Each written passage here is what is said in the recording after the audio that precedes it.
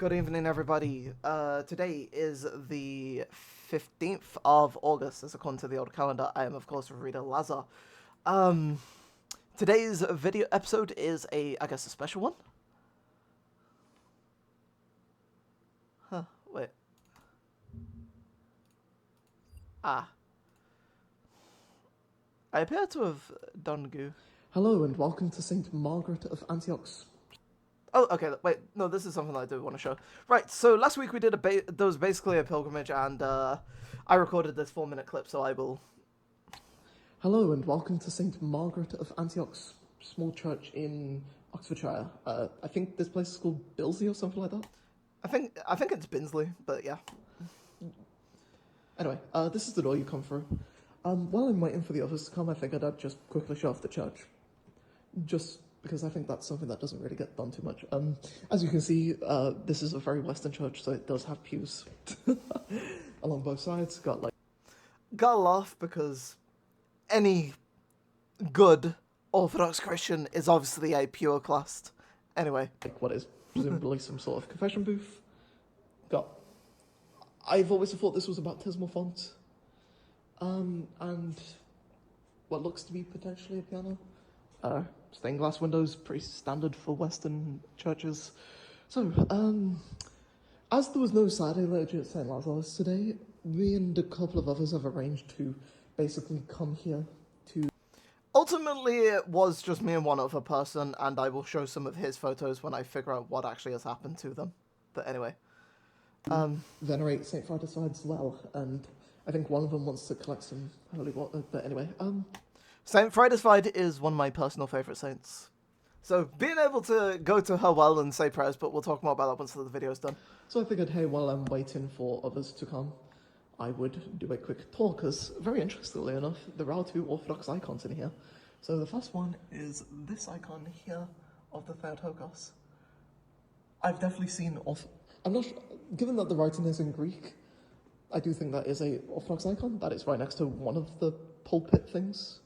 The other pulpit here has some Latin icon. Got a windowsill here with thingy, but very interestingly, St Frideswide. So St Frideswide's well is just outside, and I can't be bothered to rename this, but yeah, there's two icons. that is a Orthodox icon. That is right next to one of the pulpit things. You got the icon of the Theotokos here, and then Not yet, anyway, because one side. So St Frideswide's well is just outside and to the right. I didn't see the point in going there. Well, not yet, anyway, because one, I'm the only one here for now, and two, I am, well, yeah, I'm the only one here, and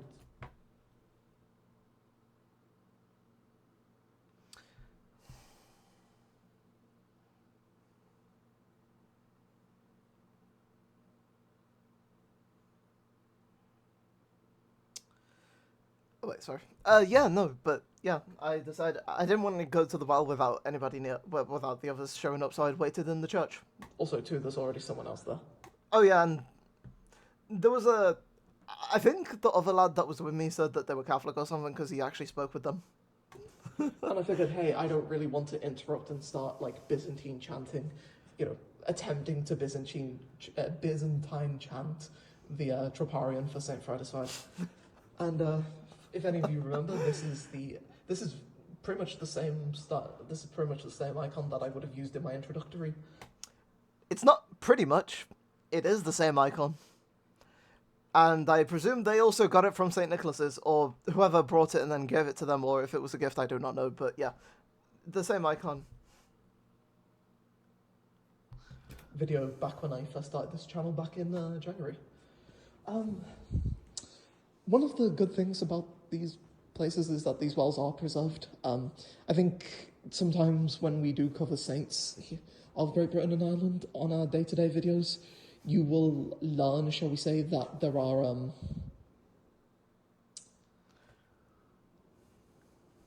that there are like plenty of wells in the country, and that there are a lot of saints that do have holy wells.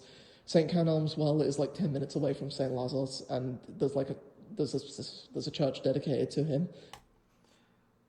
Technically, it's the well where he was martyred. The proper well is like, you know, but yeah, there is a well that is related to Saint Kenelm, like very close to Saint Lazarus. Anyway, Saint Chad's well is like not too far away from the cathedral. Like most saints of Britain and Ireland have wells. Like the chances are, if you're watching this from and you're from Britain, from any part of Britain and Ireland, the chances are your local saint has a well somewhere. Go and visit it. Maybe you collect some water because holy water is great. Obviously, don't drink it. Because yeah. And if you, I don't know, if you do a pilgrimage as a priest or bishop, whatever, do the blessing. Anyway, That like looks after it. That's under, I think it's under Church of England. And like yeah, there are plenty of wells. Oh wait, no, I should probably correct that. The well I'm referring to is the well spring thing that exists where St Kenelm was martyred. oh, okay, good, I did correct it. The actual well itself is in Winchcombe, because remember we did the reflections on the pilgrimage to the place where his well is, which I think was one of the better episodes. Anyway, I really do not like listening to my voice. I do not have good voice physiognomy. Maybe that's a point in, you know, maybe that's a sign I feel like that I was the wrong person to actually take on this mantle. Anyway. at the very least, George should get in here anytime soon, so I probably should end this. And, or at the very least, hopefully soon, the, what's it called, will be done. I will also read up a bit more about St Frideswide's life and decide what I actually want to mention. Obviously, the most important fact is, the most important thing to mention is that she is the patroness, or patron of Oxford. Anyway, this has been, I guess, part one. I'm not sure how the reflections video for this mini pilgrimage thing will go, but anyway, God bless you all. Over to me that's recording the actual video proper. Thank you, me. Right, I will open this up. I will do this. Okay, so... okay, so my images have downloaded. Okay, that's fine. Right, let's... So this is an image taken on the inside. This is the well. This is the graveyard. This is a statue, so... I don't know if you saw the bit that was like a head on where the three crosses were. This was on the right side of that. I didn't think to actually go forward, and this was on the left side. A lovely, Colossians, I think it's 3:10 or something. Some stuff.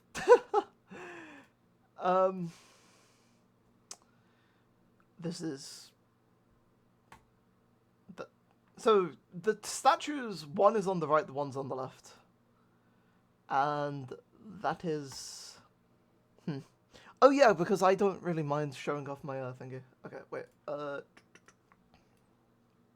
was me. Oh, sorry.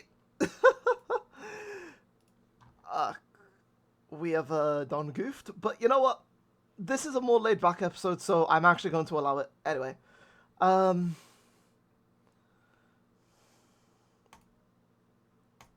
this is a close up. This is what I took. So this is the well, and so what actually happened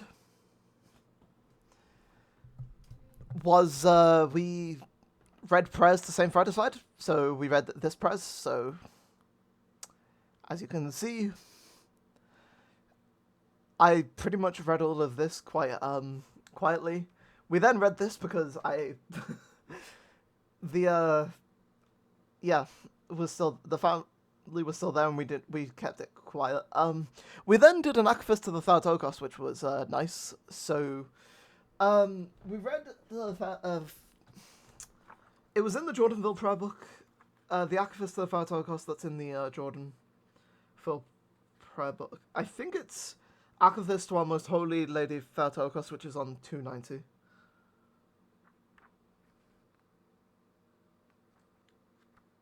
yeah, the Akafist to the Theotokos that starts on 290 of your Jordanville prayer book, we then read, which was great. So, but before we even went to the thingy, I was at. So, a lot of you might not know, but in a place called Sparkbrook, there is this church here, which is, well, this is from a church in Birmingham, just like St. Lazar's, called All Saints of Great Britain Island. They're a Russian mission parish under the MP, so the diocese that begins with S that I always mispronounce. This icon is very old, and it's very nice. So, and then I drove south basically after fellowship, which was nice. I was granted the honor of reading some of the Psalms in English, and also help it for the 6th and 3rd hours, respectively, which was nice. Yeah, and we said before the well, I know George got some, what's it called? Holy well water, and yeah, so the reflections for today is that, to be fair, I think Father did bless it to, I think George asked and he made sure that we did actually have the blessing, but even if your priest is away, you can still do pilgrimages, and that is something that you should all look to do. Let's move this across. I am very bad at this YouTube stuff. Anyway, in the book, there are no saints for tomorrow, so I will love you and leave yous, I think. I hope you all had a very blessed Domitian of the Theotokos. Don't forget to do these pilgrimages. As a matter of fact, most of you probably don't have Saturday services outside of the evening Vespers, so most of you don't actually have an excuse. And some of you might not even have Vespers on a Saturday evening, in which case you should absolutely be doing these things. And even bonus points if you can convince your priest to come along and, like, bless the waters or whatever. I don't know how it would work in America, because you don't quite have as many pilgrim sites or whatever, but I think you also have a lot more monasteries, but yous aren't quite as closely packed as we are in Britain, so I don't really know how to transfer any advice to any American viewers.